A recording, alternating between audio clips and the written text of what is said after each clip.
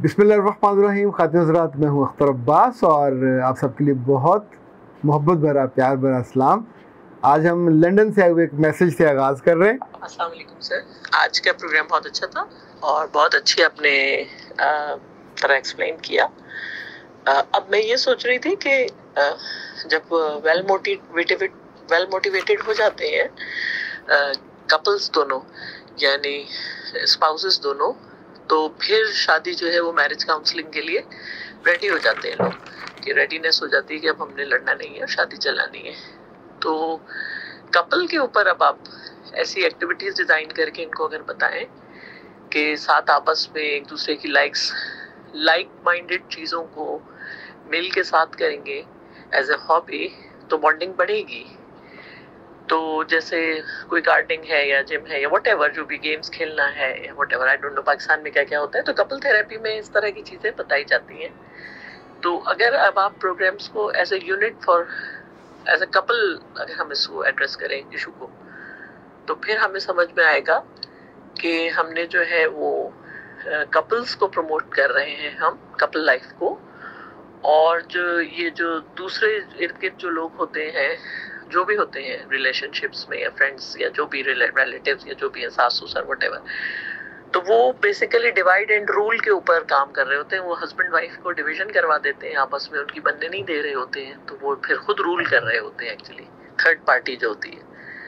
तो इसको अगर हम इस तरह से लेके चलें कि कपल जो है वो लिबास है एक दूसरे का, जैसा कुरान में मेंशन है, और इन दोनों को एक दूसरे के साथ मिलके और सिर्फ बातें ही ये नहीं करना है, एक्टिविटीज भी करनी है, एंजॉय करने की एक्टिविटीज हैं वो। अगर आप पाकिस्तान के लिहाज से सोच के बताएं कि क्या क्या हो सकती हैं, तो इंशाल्लाह उससे पॉजिटिव इफेक्ट पड़ेगा। क्योंकि कपल अगर हैप्पी है आपस में, तो फिर बच्चे भी बहुत अच्छी ब्रॉटअप होगी। डॉक्टर साहब ने बहुत उम्दा और बहुत प्रैक्टिकली बात की। इत्तेफाक ये देखिए कि लाइक माइंडेड इसी को कहते हैं ना। हमने कोई 3 साल पहले जब पाकिस्तान में फ़र्स्ट टाइम कपल थेरेपी का आगाज़ किया, तो उस वक्त तो कोई तसव्वुर भी नहीं किया जा सकता था।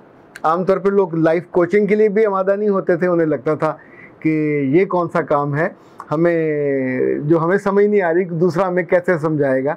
लेकिन ज़ाहिर है जो आदमी पार्टी नहीं होता, वो आपको अपने अकल, अपने तजर्बे, अपने मुशाहदे की मदद से बहुत उम्दगी से वो चीज़ें बता पाता है, दिखा पाता है जो आपको नहीं नज़र आ रहा होता, और उसमें बहुत सारी आसानी हो जाती है। मेरे पास आने वाले कितने कपल ऐसे हैं कि जो आलमोस्ट बिल्कुल टूटने की एज पे थे, यानी जंजीर की आखिरी कड़ी जो है ना वो फंसी हुई थी, और किसी भी लम्हे आप ज़रा सी, इवन एक दो तो मुझे याद है कि खातून अपने स्पाउस के साथ गाड़ी की अगली सीट पे बैठ के नहीं आई थी। She was not willing to sit with him, पीछे बैठ के आई थी, और जाते हुए उस लड़के ने उसके लिए दरवाज़ा खोला और वो आराम से। अच्छा, मैं कुछ पेशेंट्स को अगर तो मुसलसल हो तो फिर ज़ाहिर है वहीं से रुखसत ऑफिस से कर देता हूँ, लेकिन कभी किसी के साथ ज़्यादा वक्त गुजरा हो, 2-2.5 घंटे, और उसमें एक आपकी बहुत अच्छी लाइजान बन जाता है, तो फिर मैं उनको दरवाजे तक रुखसत करने आता हूँ। तो वो मंजर चूँकि मेरी आंखों में बैठा हुआ है। और डॉक्टर साहब ने बहुत उम्दा बात की है कि फैमिलीज़ में बहुत दफ़ा ये होता है, हमारे यहाँ तो ये मामूल है, लड़का अच्छा है, लड़की अच्छी है, ब्याह के बड़े शान से मज़े से खूब तकरीबात हुई, खाने वाने लेना देना सब नॉर्मल हो गया, तो कितने ही जालिम ऐसे होते बिल्कुल अपने प्यारे, जिनमें से ख़वातीन ख़ास तौर पे उनको ये चीज़ हज़म ही नहीं होती। हॉट डेयर, ये सब कुछ इतना नॉर्मल कैसे चल रहा है? ये सुबह उठते हैं तो मुस्कुराते हुए उठते हैं, ये सुबह उठते हैं तो एक दूसरे को सलाम करके उठते हैं, ये जाते हुए इनका मुंह नहीं बना हुआ होता, तो फिर चंद दिनों के अंदर अंदर ही वो, यानी वो काम अल्लाह माफ़ करे जो दुनिया में शैतान को सबसे ज़्यादा महबूब और मरगूब है, लोग वो काम करते हैं। और उस लम्हे आप सोचिए कि जैसे आप किसी दुश्मन मुल्क की जासूसी करें तो उसके जासूस कहलाते हैं ना। तो जो उस ख़ानदान का दुश्मन है, जो उसके दीन का और उसकी ट्रेडिशन का और उस रिश्ते का, तो आप उसको सर्व करने के लिए और दिल की एक मीन सी खुशी के लिए ये करते हैं। ये बहनें भी करती हैं, ये सासें भी करती हैं, कभी कभी ये जेठ जेठानियाँ, देवर देवरानियाँ भी करती हैं। किसी पे कसम नहीं दी जा सकती कि वो नहीं करता होगा, लेकिन ये बात दुरुस्त है कि हमें इस मामले में मेरा नुक्ता निगाह तो ये कि पूरे मुल्क में कम से कम 100 लोग ऐसे होने चाहिए कि जो फिज़िकली और 101 जो ख़ास तौर पे कपल थेरेपी है इस पे काम करने वाले, चूँकि इतना ज़्यादा प्रॉब्लम है। लोग घर से बाहर खुश हैं, घर से बाहर कामयाब हैं, घर से बाहर पढ़ाई में, बिजनेस में, नौकरी में, फैसलों में, they are enjoying a lot of respect there. They are in fact, जैसे होता है ना पानी, तो वो मोहब्बत के और इज़्ज़त के पानियों में बहने वाली मछलियाँ होती हैं, लेकिन जब घर आते हैं तो उनका स्पाउस ही उनको इज़्ज़त देने और मोहब्बत देने के लिए तैयार नहीं होता।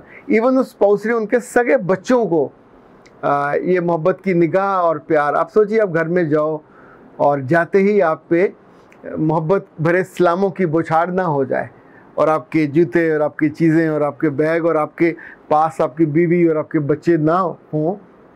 अच्छा सभी लेटे हुए, अच्छा आ गए हो, कुछ खाना है, नहीं खाना, अच्छा ठीक है, और फिर सो जाएं। तो सोचिए उस घर और किसी सराय में क्या फ़र्क है।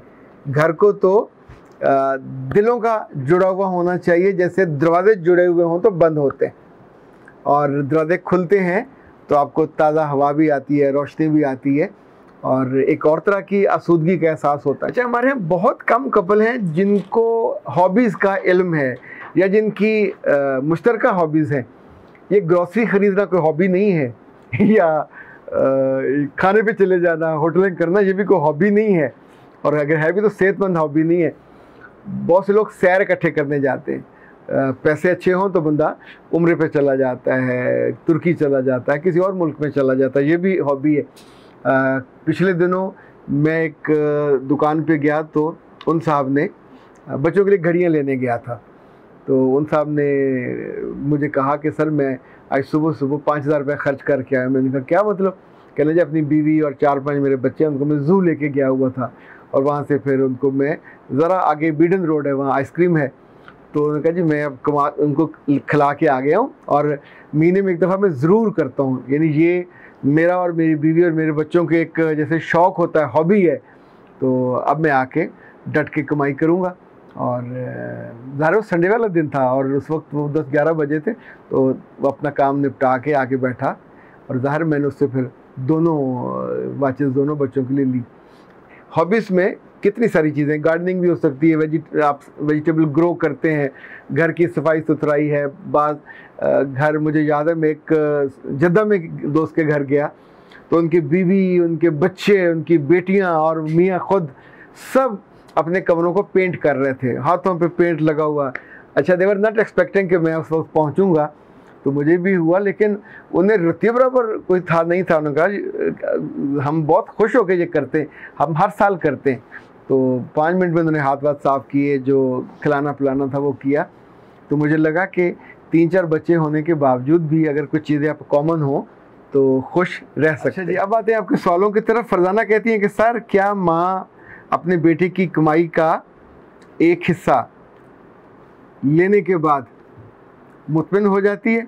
फिर उन्हें खुद ही जवाब दिया, सर ये आपका formula it's working in my home, और मेरी वालदा इन सास को 1/4 चौथा हिस्सा उनकी आमदनी का मेरे मियाँ दे रहे हैं, और वो इतनी खुश हैं। उन्हें हम सारा खर्च कर लें, कुछ बचा लें, कहीं को प्लाट ले लें, उन्हें किसी मसले पे प्रॉब्लम नहीं है, क्योंकि ये पैसे उनके लिए और उनकी बेटियों के आते जाते तोहफे तहफ़ देने के लिए उनके लिए काफ़ी हैं।